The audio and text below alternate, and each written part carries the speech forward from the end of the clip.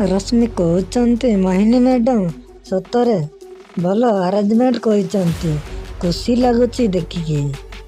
ମୋହିନୀ କହୁଛନ୍ତି thank you. ରଶ୍ମି କହୁଛନ୍ତି ଗୋଟିଏ କଥା କହିବି, ଖରାପ ଭାବିବନି ତ?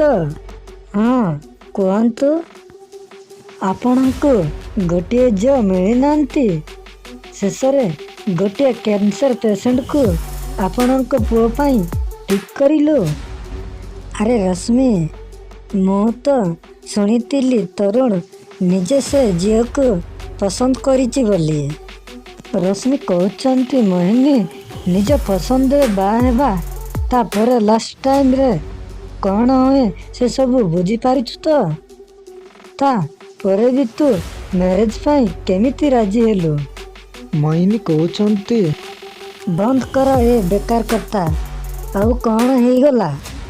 ତରୁଣ ଯଦି ତା ପସନ୍ଦରେ ମ୍ୟାରେଜ କଲା, ଆମେ ତ ବାସ୍ ଏମିତି କହୁଥିଲୁ। ସେ ଝିଅ ତ କ୍ୟାନ୍ସର ପେସେଣ୍ଟ। ମୋହିନୀ କହୁଛନ୍ତି କ'ଣ ହେଇଗଲା ସେଠୁ? ଆପଣ କିଛି ଇଣ୍ଟର କରିବା ଦରକାର ନାହିଁ। ଆମ ଘର କଥା ଆମେ ବୁଝିଛୁ। ଯଦି ମୋ ପୁଅର ପସନ୍ଦ ଅଛି, ପରିବାର ଲୋକ ଖୁସି ଅଛନ୍ତି। ଯଦି ଆପଣମାନଙ୍କର କ'ଣ ଅଛି?